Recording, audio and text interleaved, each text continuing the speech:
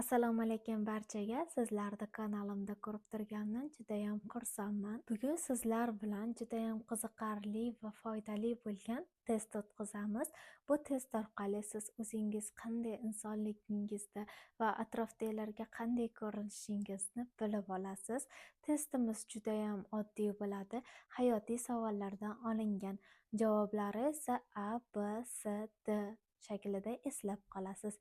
Qani tayyor bo'lsangiz, boshlaymiz. Birinchi savol. Do'stingiz sizdan kelib yordam so'radi, lekin sizni ham imkoniyatingiz unchalik emas. Qanday javob berasiz? A variant. Do'stimga yordam beraman. Do'stlik muqaddas. B variant. To'g'risini aytaman, imkonim yo'q deyman. C variant. Imkonimga qarab, qisman yordam beraman va qisman qaysidir jihatda yordam bermayman. Va D variant. Hech narsa demayman, ichimda saqlayman.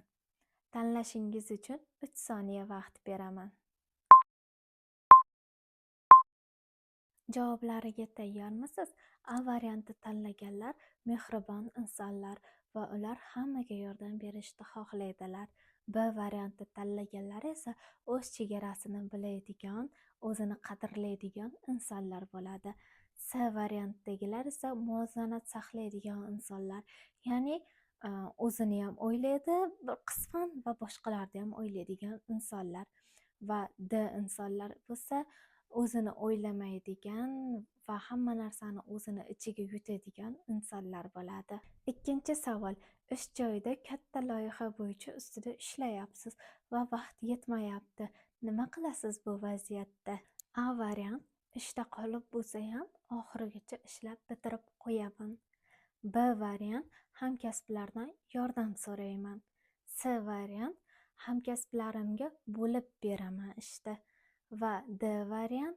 Stressdaman deb boshqa ishlayolmayman. Savollarga javob berishingiz uchun 3 soniya vaqt beraman. A javobni tanlagan insonlar ishga juda ham mas'uliyatli bo'lishadi.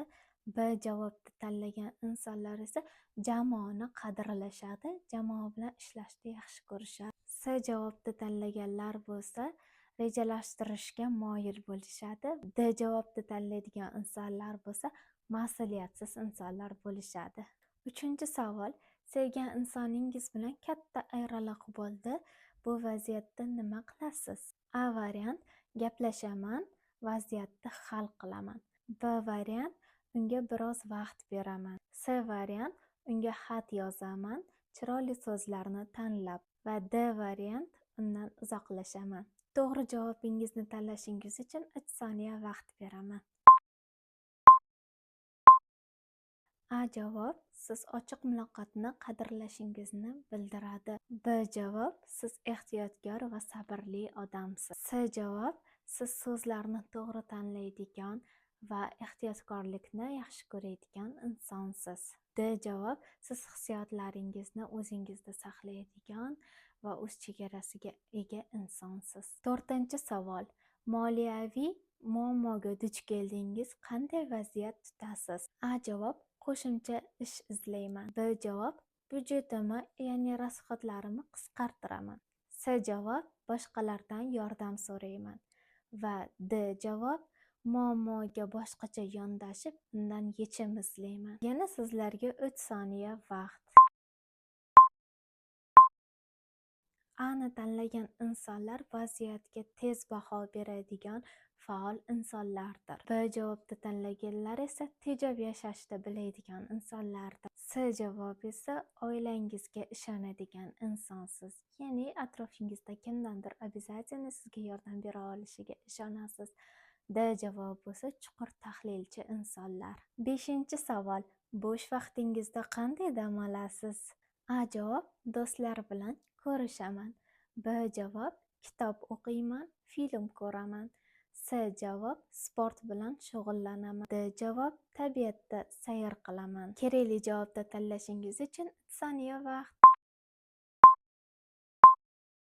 A javob. Ijtimoiy faol bo'lishni yaxshi ko'rishingizni bildiradi. B javob. Ichki olamga bog'langan insonlarga xos. C javob. Sog'lom turmush tarzini yaxshi ko'radigan insonlarga xos. va oxirgisi D javob tabiatdan maza qiladigan tinchliksevar insonlarga xos. 6-savol. Sizga katta loyiha taklif qilindi, lekin bu vaziyatda qandaydir xatar bor. Siz bunda nima qilasiz? Qanday vaziyat tutasiz? A javob: xatarga tayyorman, men boshlayman. B javob: loyiha va vaziyatni solishtirib ish tutaman. C javob: kichik bosqichlardan boshlayman. Va D javob: rad etaman, men bunga tayyor emasman. Izoh berishimdan oldin yana 3 sekund vaqt. A javob: jasorat va qat'iyatni bildiradi. B javob: siz balansli yondashadigan insonsiz hamma narsaga. C javob: siz taktika ustasiligingizni ko'rsatadi. D javob bo'lsa ehtiyotkorlikni qadrlashingizni bildiradi. 7-savolga tayyormisizlar? Sizlarga kimdir tanqid bildirdi. Bu vaziyatda nima qilasiz? A variant: ochiqchasiga javob beraman. B variant: ichim og'riyapti, lekin ko'rsatmayman. C variant: qo'rqib biroz xafa bo'laman. D variant: tanqidni tinglayman va foydasini unuchidan olaman. Javoblar uchun 3 sekund vaqt. A javob: sizni ochiq va halolligingizni bildiradi. B javob: ichki hislaringizni ichingizda saqlashingizni bildiradi. C javob: nozik va sezgirligingizni bildiradi. D javob: tanqidga to'g'ri qarashingizni bildiradi. 8-savol. Rejalashtirilgan ishga to'siq chiqdi. Nima qilasiz? A. Planni o'zgartiraman. B. To'siqni aylanib o'taman. C. Ozgina o'zgartirib yana davom etaman. D bo'lsa boshidan boshlayman. Tanlashingiz uchun yana 3 soniya vaqt. A javob: moslashuvchanlik va o'zgarishga tayyor ekanligingizni bildiradi. B.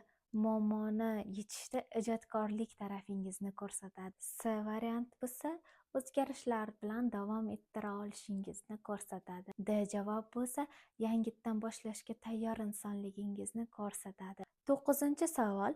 Sizga noaniq va ajoyib sovg'a berildi. Qanday reaksiya ko'rsatasiz? A variant: xursand bo'laman, ammo sinchkovlik bilan qarayman. B variant: hayratda qolishim mumkin va radam etishim mumkin. C variant: qabul qilaman va keyinroq o'ylayman. D variant: sovg'ani tekshiraman va nima ekanligini bilaman. Tanlashingiz uchun 3 soniya vaqt beraman.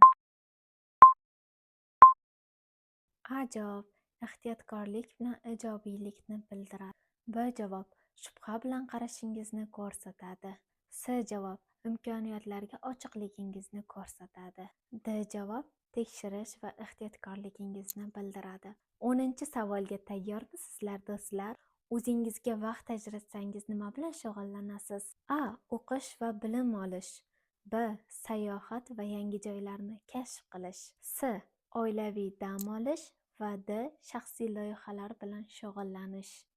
Yana sizlar uchun 3 sekund vaqt. A. siz intellektual rivojlanishga intilishingizni ko'rsatadi. B. siz ochiq dunyo va yangi narsalar sezuvchisiz. C. siz oilangizga bog'liqligingizni bildiradi. D. siz ijodkor va erkinligingizni bildiradi. Yakuniysi hali oldinda. Endi javoblaringizni yod oling va qaysi harf ko'p chiqqanini e'tibor bering. Ko'p A tanlagan bo'lsangiz, siz jasur va mas'uliyatli insonsiz.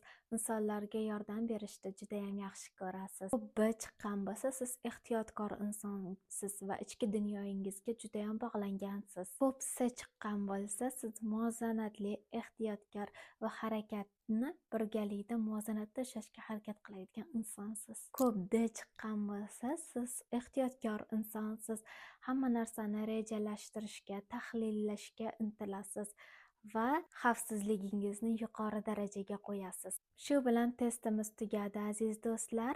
Yoqqan bo'lsa like va komment qoldiramiz va podpiskachani bosishni ham unutmaymiz. Hammaga xayr, sog' bo'ling.